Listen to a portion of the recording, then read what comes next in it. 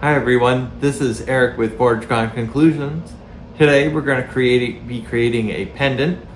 It's going to feature hearts.